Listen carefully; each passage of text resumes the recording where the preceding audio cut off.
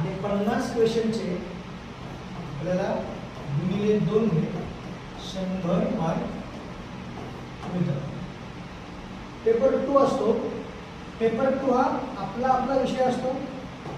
समजा माझं जे मास्टर्स आहे, जे MA आहे, ते आहे समजा हिस्ट्रीमध्ये.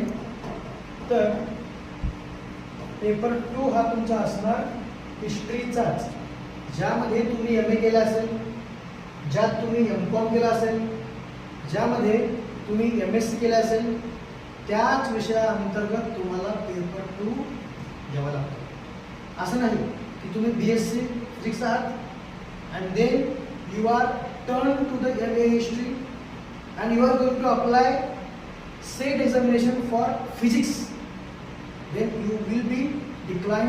कारण ज्या विषयामध्ये आपलं मास्टर्स आहे त्याच विषयामध्ये आपल्याला सेट एक्झाम देण्याची परमिशन आहे, अन्यथा नाही.